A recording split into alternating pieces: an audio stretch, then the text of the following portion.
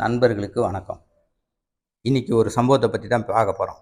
2 சாமானியர்கள் மீனா, ராஜா இவங்க 2 பேரும் சந்திப்பு. இந்த சந்திப்புனால நடக்கிற சம்பவத்தை பற்றி தான் இது. அது ஒரு வாழ்க்கையில் எவ்வளோ பெரிய மாற்றத்தை ஏற்படுத்தியிருக்கு அப்படின்றத பற்றி தான் நம்ம இப்போ பார்க்க போகிறோம். மீனா அந்த ஒரு ரயில்வே ஸ்டேஷன், அந்த ரயில்வே ஸ்டேஷனில் உட்காந்து அழுதுகிட்டே இருக்கிறாங்க. என்னடா இது இவங்க அழுகுறாங்களேன்னு நிறைய பேர் வராங்க போகிறாங்க. ஆனால் பார்க்குறாங்க யாருமே என்ன ஏது என்ன ஒரு உதவி கூட செய்ய தயாராக இல்லை. எதுவும் கேள்வி கூட கேட்க தயாராக இல்லை. அப்போ அங்கே ஒரு இளைஞர் வர்றாரு. ராஜா என்ற இளைஞர் வர்றாரு. அவர் அங்கே ஒரு கூலி தொழிலாளியாக வேலை செய்கிறாரு. அவருக்கும் அவங்க அழுகுறத பார்த்தோன்னே என்னடா இது இவங்க அழுகுறாங்களே, இவங்க கிட்ட என்ன காரணமாக இருக்கும் அப்படின்னு அவருக்கும் மனசுக்குள்ளே தோணுது. இருந்தாலும் நம்ம ஒரு வயது பொண்ணாக இருக்குது, நம்ம அவங்கக்கிட்ட போய் கேட்கலாமா வேண்டாமான்னு அப்படின்னு ரொம்ப ஃபீல் பண்ணுறாரு. இருந்தாலும் அவங்க அழுகுறத பார்த்துட்டு அவர் மனசு கேட்கல. சரி எப்படியாச்சும் நம்ம கேட்போம், அவங்க என்ன சொல்கிறாங்கன்னு பார்க்கலான்ட்டு அவங்கக்கிட்ட மெதுவாக போய், ஆமாம் நீங்கள் ஏங்க அழுகுறீங்க அப்படின்னு கேட்குறாரு. அந்த பொண்ணு சொல்கிறதுக்கு என்னடா இது புது ஆளாக இருக்கிறாரு, இவர்கிட்ட நம்ம பேசலாமா அப்படின்ற மாதிரி தயங்கிக்கிட்டு சொல்கிறதுக்கு தயங்குறாங்க. இல்லைங்க நீங்கள் என்ன உதவினாலும் கேட்கலாங்க என்கிட்ட, என்னங்க ஆச்சு ஏங்க அழுகுறீங்க, சொன்னீங்கன்னா என்னால் எதனா ஹெல்ப் பண்ண முடிஞ்சால் நான் பண்ணுவேங்க அப்படின்னு சொல்லுது. அந்த பொண்ணு ரொம்ப பசியோடு இருக்குது. இருந்தாலும் அவர்கிட்ட எப்படி கேட்குறதுன்னு தயங்குது. இருந்தாலும் அதெல்லாம் பொறுத்துக்கிட்டு சரி நல்லா அன்பாக பேசுகிறாரு அப்படின்ற அடிப்படையில், இல்லைங்க எனக்கு பசிக்குது, உங்களால் எதனா ஹெல்ப் பண்ண முடியுமா அப்படின்னு கேட்குது. ஓ பசியாக இருங்க, பக்கத்தில் தான் ஹோட்டல் இருக்குது, அதில் போய் நான் உங்களுக்கு எதனா உணவு வாங்கிட்டு வரேன், அதே போல் தண்ணி வாங்கிட்டு வரேன் அப்படின்னு சொல்லிட்டு போய் உடனே வாங்கிட்டு வந்து கொடுக்குறாரு. அவங்களுக்கு கொஞ்சம் அப்படியே கொஞ்சம் நம்பிக்கை வருது இவர் மேலே. சரி பரவாயில்ல நம்மளுக்கு ஹெல்ப் பண்ணாரு அப்படின்ட்டு நம்பிக்கை வருது. சரின்னு அப்புறமேல் மெல்ல பேச்சை கொடுக்குறாரு. சரி ஏங்க அழுகுறீங்க நீங்கள் அப்படின்னு அந்த பொண்ணு அழுதுகிட்டே இவர்கிட்ட நம்ம இதை சொல்லலாமா வேணாமான்னு கொஞ்சம் யோசிக்கிறாங்க, தயங்குறாங்க. இருந்தாலும் அவர் மேலே ஒரு சிறு நம்பிக்கை வருது. ஏன்னாக்கா நம்மளுக்கு இந்த மாதிரி ஹெல்ப் பண்ணுறதுக்காரு அப்படின்ட்டு, இல்லைங்க வீட்டில் எனக்கு ஒரு பிரச்சனை, அதனால் நான் வீட்டை விட்டு வந்துட்டேன், எனக்கு தங்குறதுக்கு இடம் உங்களால் ஏற்பாடு பண்ணி கொடுக்கணும். தாராளமாக உங்களுக்காக நான் என்னால் முடிஞ்சாக்கா கண்டிப்பாக செய்கிறேங்க. உங்களுக்கு என்ன பிரச்சனைன்றது விருப்பப்பட்டால் நீங்கள் சொல்லலாம், இல்லைனாலும் பரவாயில்ல. இருந்தாலும் உங்களுக்கு இடம் ஏற்பாடு பண்ணி கொடுக்குறேன். ஆனால் ஒரு இடம் ஏற்பாடு பண்ணி கொடுக்குறது எங்கள் வீட்டில் தான் இருக்கணும். இந்த வீட்டில் நான் தனியாக தான் இருக்கிறேன். உங்களுக்கு ஆட்சேபனை இல்லைன்னா என் கூட கூட இருக்கலாம், எங்கள் வீட்டில் கூட இருக்கலாங்க. அது நீங்கள் தாங்க முடிவு பண்ணணும். ஏன்னா என்னால் அதுதாங்க இப்போ செய்ய முடியும். ஏன்னா வேறு இடத்துலனாக்கா ஒரு பெண்ணை தனியாக வைக்கிறது பாதுகாப்பு இருக்குமான்ற பயம் எனக்கு இருக்குது. அதனால் அதெல்லாம் நான் செய்ய முடியாதுங்க. அதனால் எங்கள் வீட்டில் இருக்க உங்களுக்கு சம்மதம்னா நீங்கள் பாதுகாப்போடு இருக்கலாங்க. வேணா அதுக்குன்னா நான் அரேஞ்ச் பண்ண முடியும் அப்படின்னு சொல்கிறாரு. உங்களுக்கும் அவர் மேலே ஒரு சின்ன நம்பிக்கை வந்துடுது. ஏன்னா இந்த அளவுக்கு பண்ணுறாரு. இருந்தாலும் மனசுக்குள்ள சிறு பயம் இருந்தாலும் வேறு வழி இல்லைன்றதுனால அதை ஏற்றுக்கிட்டு அவங்க வீட்டுக்கு போய் இருக்கிறாங்க. அவர் என்ன பண்ணுறாருன்னா அவங்க வீட்டில் அவங்கள மட்டும் இருக்க வச்சுட்டு இவர் எப்பயும் போல் வேலைக்கு போயிடுறாரு. அவங்க வீட்டில் இருக்கும்போது சும்மா இருக்காமல் அவருக்காக வீடுகளெல்லாம் சுத்தம் பண்ணுறது, உணவு சமைச்சு கொடுக்குறது. ஏன்னா அவர் சமைச்சிக்கிட்டு இருந்தார். இப்போ அது கூட நீங்கள் வேணால் நான் கூட சமைக்கிறேன் அப்படின்னு சொல்லிட்டு அந்த அந்த பொறுப்பை அவங்க எடுத்துக்கிறாங்க. அதுக்கப்புறம் மேல் வீடெல்லாம் சுத்தமாக வச்சுருக்காங்க. ஏன்னா அவர் ஒரு இளைஞராக இருக்கிறதுனால வீடு அவரால் அந்தளவுக்கு சுத்தமாக பாதுகாத்துக்க முடியலைனாலும் இவங்க வந்து நல்லா சுத்தமாக வச்சு பாதுகாத்துக்கிட்டு இருக்கிறாங்க. அதாவது இப்படியே ஒரே வீட்டில் 2 பேர் இருக்கும்போது ஒருத்தருக்கு ஒருத்தர் உதவியாக இருக்கிறாங்க.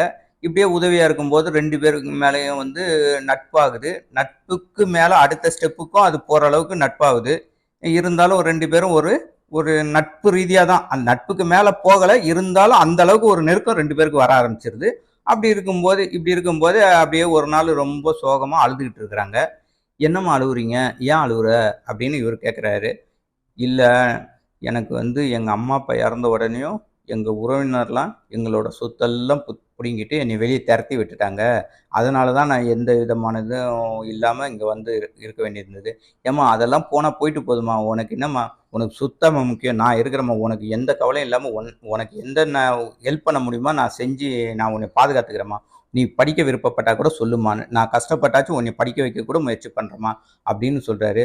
அவருக்கு இவர் மேலே ஒரு நல்ல நம்பிக்கை வந்துருச்சு. சரி நம்மளை இந்த அளவுக்கு, ஏன்னா அவர் இவர்கிட்ட இதுவரைக்கும் ஒரு தப்பான முறையிலலாம் நடக்க முயற்சி பண்ணல, ஒரு நட்புக்கு ரீதியாக தான் பழகுறாங்க. அதனால அவர் மேலே இன்னும் நம்பிக்கை ஜாஸ்தியாக வளர்ந்துருது. கவலையே 2 பேரும் இவருக்கு ஏற்படுற கவலைகளை எல்லாத்தையும் அவங்க கிட்ட பகிர்ந்துக்கிறாரு. அவங்களோட கவலைகளை இவருக்கு கிட்ட பகிர்ந்துக்கிறாங்க. 2 பேரும் இந்த மாதிரி இருக்கும்போது ரொம்ப நட்பாக ஒற்றுமையாக தான் இருக்கிறாங்க. அப்போ வந்து ஒரு நாள் வந்து இவங்க இப்படி ஒரே வீட்டில் இருக்கிறத பார்த்துட்டு பக்கத்து வீட்டுல இருக்கிறவங்க கொஞ்சம் தப்பாக பேச ஆரம்பிச்சிடுறாங்க. இவங்க என்ன ஒரு பொண்ணு ஒரு பையனை இப்படி இருக்கிறானே ஏது இருக்கிறானே அப்படின்னு பக்கத்து வீட்டுக்காரங்களாம் தப்பாக பேசுகிறாங்க. அதை பார்த்துட்டு இந்த பொண்ணுக்கு ஒரு நாள் அழுக வந்துடுது. சரி நம்ம இப்படி இருக்கிறதுனால இந்த மாதிரி இதாவது நம்ம இந்த வீட்டை விட்டே கூட போயிடலாம் அப்படின்ற எண்ணம் அந்த பொண்ணுக்கு வந்துடுது. அவர் வந்தோடனே இல்லை நான் அவர்கிட்ட சொல்லிவிட்டு நான் வீட்டை விட்டு போயிடுறேங்க, இவங்க எல்லாமே தப்பாக பேசுகிறாங்க, என்னால் அங்கே இருக்க முடியல அப்படின்னு சொல்லுது. ஏம்மா ஊருன்னா 1000 பேசத்தாம்மா செய்யும். தப்பாக இருக்கிறோமா இல்லையான்றது நம்ம மனசாட்சி தாம்மா காரணம். மற்றவங்களெல்லாம் நம்ம பார்த்தாக்கா வாழ்க்கை நடத்த முடியாதுமா. நீ வந்து தாராளமாக இங்கே இருக்கலாம், உனக்கு என்ன ஹெல்ப் பண்ண முடியுமோ நான் பண்ணுறேன், மற்றவங்களெல்லாம் பார்த்துட்டாக்கா ஊர் 1000 பேசும், ஊர் பேச்செல்லாம் நம்ம ஏற்றுக்க முடியாது. அதாவது ஒரு பழமொழி கூட சொல்லுவாங்க, உளவாய மூடிடலாம் ஊர்வாயை மூட முடியாதுன்னு பழமொழி கூட சொல்லுவாங்க. அந்த மாதிரி தான் ஊர் மக்கள் இருப்பாங்க. அதெல்லாம் நம்ம பெருசுப்படுத்த வேணாமான்னு அவருக்கு ரொம்ப சமாதானப்படுத்துறாரு.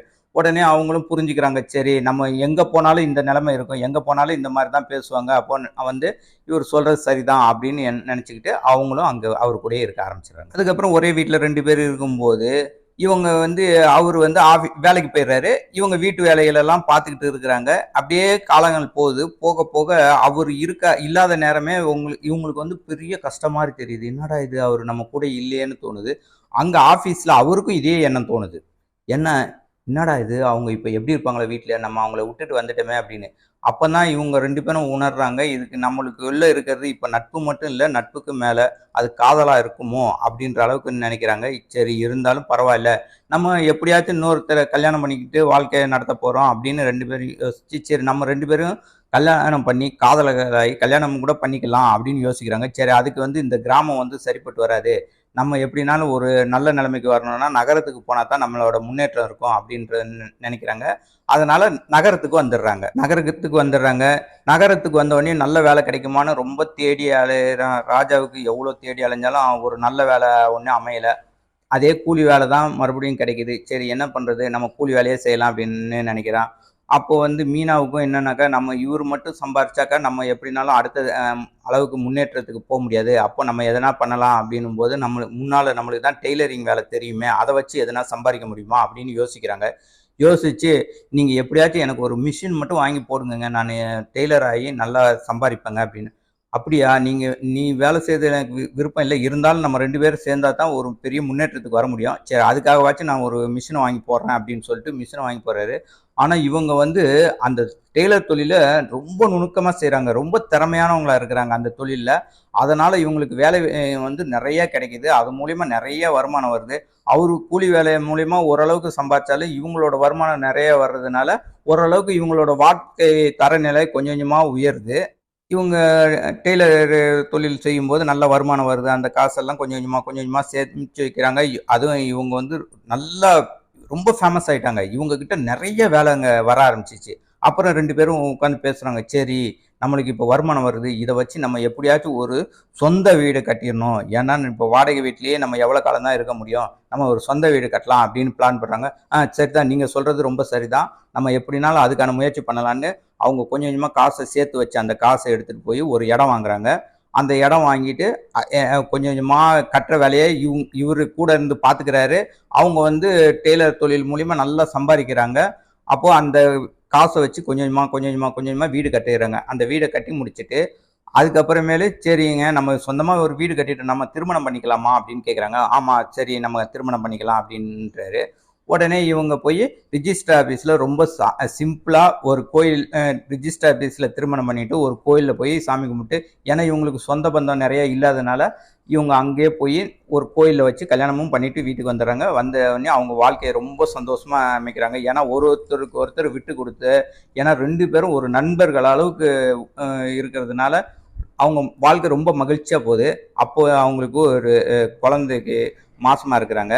மாசமாக இருந்தோடனே இவர் ரொம்ப பார்த்துக்கிறாரு. அதாவது அந்த பொண்ணுக்கு ரொம்ப சந்தோஷம். என்னடா நம்ம அம்மா அப்பா கூட நம்ம கூட இருந்தால் கூட இப்படி பார்த்துப்பாங்களா அப்படின்னு அவங்க ரொம்ப ஃபீல் பண்ணுறாங்க. உண்மையாலுமே நம்ம வாழ்க்கையில் மகிழ்ச்சி அடைஞ்சிட்டோம், ஏன்னா நம்ம ஒரு கணவர் நம்மளை வந்து ஒரு குழந்தை மாதிரி பார்த்துக்கிறாரு அப்படின்னு ரொம்ப சந்தோஷப்படுறாங்க. அவங்களுக்கும் ஒரு குழந்தை பிறகுது. அந்த குழந்தை பிறந்தவனையும் இவர் மறுபடியும் அதே கூலி வேலைக்கு தான் போகிறாரு. ஏன்னா இவருக்கு பெரிய லெவலில் வேலை என்னமோ அமைய மாட்டேங்குது. ஆனால் இவங்களை பொறுத்த வரைக்கும் ஒரு டெய்லர் தொழிலே நல்ல முன்னேற்றமாக போகுது. இவங்க என்ன சொல்கிறாங்க, சரிங்க எனக்கு ஹெல்ப்பாக இருந்துக்கோங்க, நீங்கள் ஏன்னா இந்த ஆர்டரை எடுத்துகிட்டு வர்றது அவங்களுக்கு கொடுக்கறது இதெல்லாம் நீங்கள் செஞ்சீங்கன்னா இன்னும் வளர்ச்சி நம்ம அடைய முடியும்னு. சரிங்கம்மா நீ சொல்கிற மாதிரியே நான் செய்கிறேன்னு அவர் அந்த வேலையை செய்கிறாரு. அதே போல் பசங்களை ஸ்கூலுக்கு விடுறது கூட்டிகிட்டு வர்றதுக்கும் நீங்கள் பக்கத்தில் இருந்தாக்கா வசதியாக இருக்கும்னு நினைக்கிறாங்க. ஒரு நல்ல பெரிய ஸ்கூலில் பையனை சேர்க்குறாங்க. ஏன்னா அதுக்கான வருமானம் இருக்கிறதுனால உடனே நினச்சி பார்க்குறாங்க, பரவாயில்லையே நம்ம எவ்வளோ கஷ்டப்படுவோம்னு நினச்சி வீட்டை விட்டு நம்மளோட வாழ்க்கை எப்படி ஆகுமோ ஏதாகுமோ பயந்தோம். ஆனால் நல்ல ஒரு கணவர் நம்மளுக்கு அமைஞ்சாரு. நம்மளோட வாழ்க்கை இப்போ ரொம்ப சந்தோஷமாக இருக்குது. இப்படி இருக்கும்போது ஒரு நாள் 2 பேரும் சந்தோஷமாக பேசிகிட்டு இருக்கும்போது, நம்ம அந்த ரயில்வே ஸ்டேஷனில் சந்திச்சோமே, அந்த சந்திப்பில் நம்மளோட வாழ்க்கை எப்படி இருந்தது, ஆனால் இன்னைக்கு நம்மளோட வாழ்க்கை எந்த அளவுக்கு மாறிடுச்சு பாரு அப்படின்னோடனே, ஆமாங்க எனக்கு உண்மையிலுமே அது சந்தோஷமாக இருக்குதுங்க. நம்ம பையனையும் கூட்டிகிட்டு போய் அந்த ரயில்வே ஸ்டேஷனை நம்ம ஒரு நாள் பார்க்கணுன்னு எனக்கு ஆசையாக இருக்குதுங்க அப்படின்னு. வாமா நம்மளும் போய் பார்க்கலாம் அப்படின்ட்டு போய் அதே பெஞ்சில் உட்காந்து இந்த பையனையும் உட்கார வச்சு, இங்கே தான்ப்பா நானும் அம்மாவும் சந்தித்த இடம், இந்த ரயில்வே ஸ்டேஷனோட பெஞ்சு தான் எங்களோட வாழ்க்கையே மாற்றிடுச்சுப்பா அப்படின்னு ரொம்ப சந்தோஷமாக சொல்லி சந்தோஷப்படுறாங்க. இதோட இந்த கதை முடியுதுங்க. உங்ககிட்ட இருந்து நான் விடைபெறேன். அடுத்த வீடியோவில் சந்திக்கிறேங்க. வணக்கம்.